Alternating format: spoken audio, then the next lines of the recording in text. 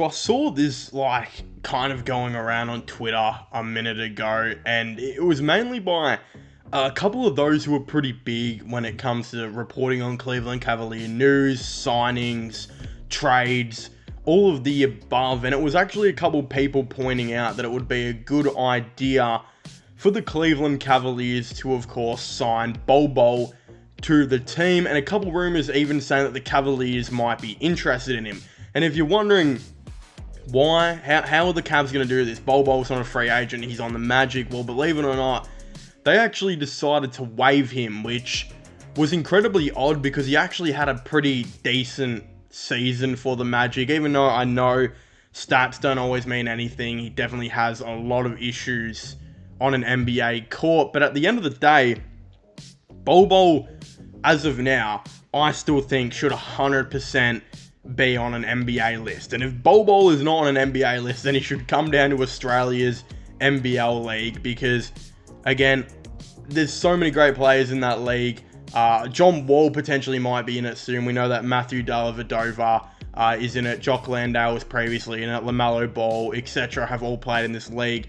He'd be a good player in it. And look, he might not be getting another NBA chance, which is really weird to think. But again, a team that's been mentioned to low-key maybe try and sign Bol Bol is actually the Cleveland Cavaliers, who I think would be a pretty interesting team to see if Bol Bol would be a good fit. In my opinion, I think there are other teams out there who should probably sign Bol Bol rather than the Cavaliers. I think, look, there's a lot of things that Bol Bol does really well. I mean, he's a 7'3" center that is hella athletic and can move around the court pretty well.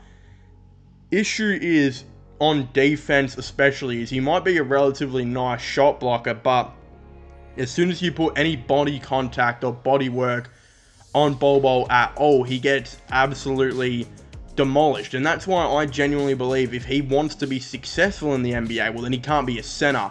And that's what was really happening in Orlando, was they were playing him at center, and then you were seeing players like Paolo Banchero as the power forward. I think Chuma Okeke was also playing some small ball 4.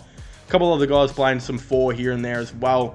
And they're just not guys who can help out Bol Bol in the interior. Like, I just can't imagine seeing Bol Bol go against a dude like Jarrett Allen, right? Jarrett Allen's a big guy. Imagine him going against him, and then you think that's bad. Imagine him having to play against someone like Mitch Robinson, Jonas Valanciunas, Yusuf Nurkic, an absolute beast of a big man like that, who's just so dominant in the paint.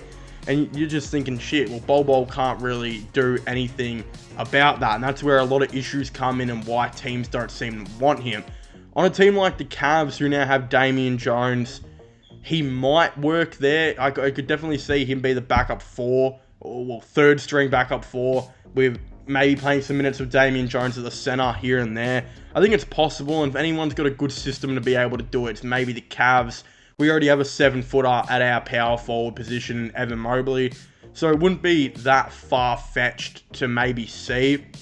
But I definitely think if we're going to see Bol Bol go to a different, go and sign with a team, he's got to sign with a team who's going to have a center that he can work with, that he can play with, and is going to be able to, guard the interior, because look, Bol Bol just can't do it. And that's where the issue is Bol Bol, can he go out to the perimeter? If he's playing power forward, he's probably going to have to play some minutes at the perimeter, which is going to have to make him move like he's probably never moved before in the NBA, which could definitely lead to injuries, which, touch wood, that would of course not happen. But right now, is there room for Bol Bol on the Cavaliers roster? I think at the time making this video, the Cavs still have like 2 or 3 roster spots available. I'm not exactly too sure, and I don't know who they're going to go out and sign. Danny Green, they could still obviously bring back. I would very much like to see a nice veteran presence like Green in the locker room. Can Green play minutes long-term this season, though? I'm not sure. We'll have to see how that goes. They could look at a different player here and there as well. But the team that already has an Isaiah Mobley, who's an incredible, like, long-term project as the backup 4, backup 5 here and there. Again, he's on a 2-way deal that the Cavs hope to probably upgrade soon enough. You've already got him for a team that's supposed to be contending for a championship. it's pretty tough to bring on a project like Bobo. He's just a project. That's the reality of the things. And what team could I see out there? Look, we might say, well, if Bobo was a project and he just got waived from one of the worst teams in the league, well, that's probably not a good thing for him, right? But then I look at that and say, yeah, but Orlando didn't have exactly that many players you could really fit alongside Bobo, or put Bobo alongside. As mentioned earlier, a team like Portland would be kind of interesting. I actually feel like he and Nurkic would be good on the same team, because people actually forget that Nurkic can space the floor. So on offense, Bobo would realistically play as the 4/5 with Nurkic both rotating there. But on defense, maybe Bobo steps out to that power forward position. Maybe that's a better match for the team long term, and that's maybe what they might explore. But again, with the Cavaliers, this is a team that's going to want to contend for the championship this year. This is a team that's going to want to win the championship. And if they think that Bobo is still a kind of like a passion project at this state, well then it's probably not going to be the move to really do. But of course, if you haven't already, please make sure to leave a like and subscribe to the channel. Comment your thoughts and opinions down below. Do you guys think the Cavaliers should maybe sign Bobo, or do you guys think they shouldn't? Of course, I'd very much like to know. But as I was saying, please make sure to leave a like, subscribe, and comment, and I'll see you guys next time. Goodbye.